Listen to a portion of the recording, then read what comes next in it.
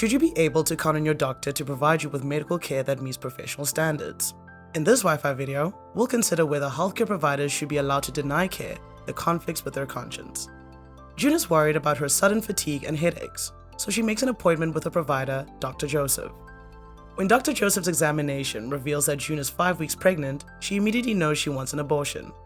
She's never wanted children, and as a 44-year-old woman with high blood pressure, her pregnancy comes with a high risk that she and the fetus will develop health complications, or worse. Asking Dr. Joseph about options for terminating her pregnancy, June is taken aback when he simply replies that he cannot help her with that. When June asks about the abortion pill, he refuses to write a prescription. He also refuses to refer her to another provider or even explain the pill's safety and effectiveness. "Sorry, but I believe abortion is murder," he says, and he cannot in good conscience be involved. Conscientious objection is when a person refuses to participate in an activity expected by their position, basing their objection on an irreconcilable conflict between doing their job and adhering to their personal morals. You might have heard about pacifists refusing to report for mandatory military duty, but conscientious objection is also relevant in healthcare, where decisions often touch on deeply personal issues, like how to deal with suffering and what makes life worth living. Many oppose conscientious objection in healthcare, emphasizing our vulnerability as patients.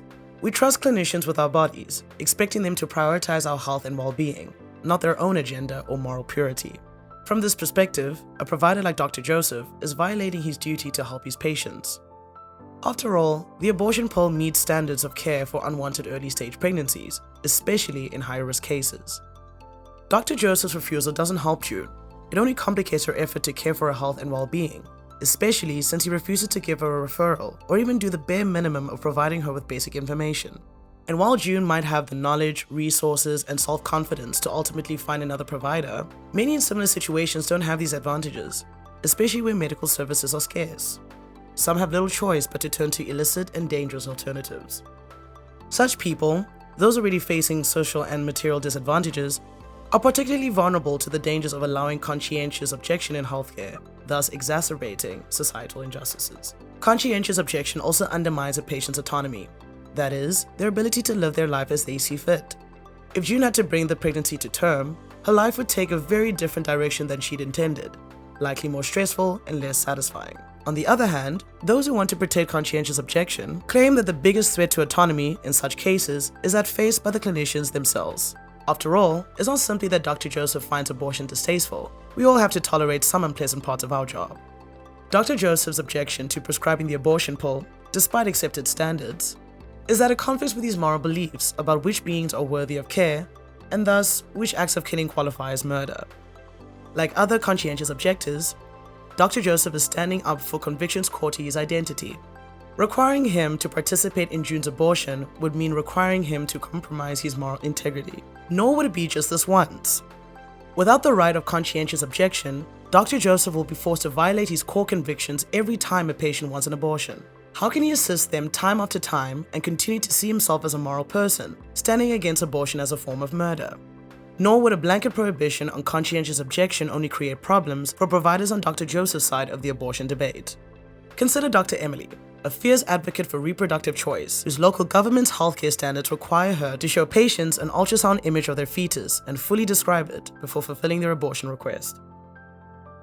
Dr. Emily objects to this mandatory process, convinced it doesn't help inform patients, but rather aims to emotionally manipulate them not to abort, even when they're otherwise sure they should. Prohibiting conscientious objection in healthcare would threaten not just Dr. Joseph's moral integrity, but Dr. Emily's as well. As proponents see it, living in a pluralist society, a society that recognizes and welcomes people with a wide range of identity commitments, requires making as much room as possible for everyone to live autonomous lives. And this includes protecting conscientious objection. Critics, though, deny that prohibitions on conscientious objection undermine provider autonomy. Sure, clinicians will sometimes have to do things they have a hard time living with.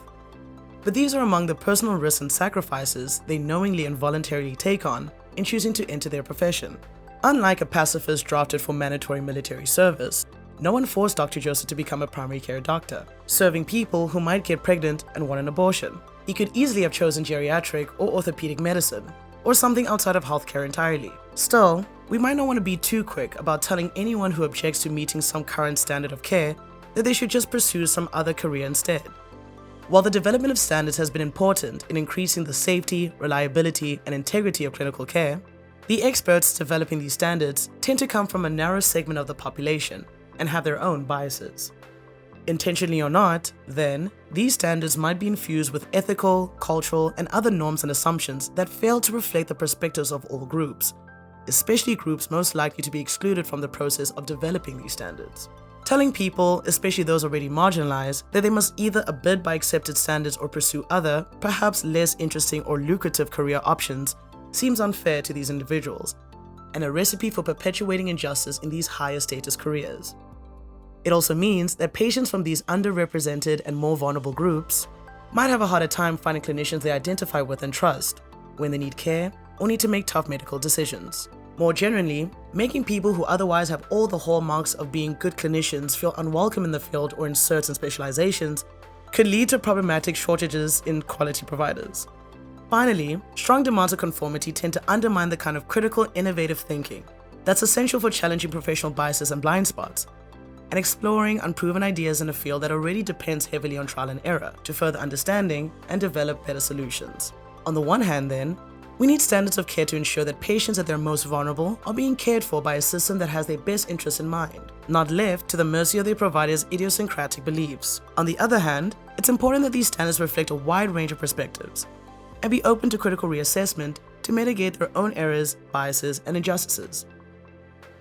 So, when, if ever, should conscientious objection in healthcare be protected? What do you think?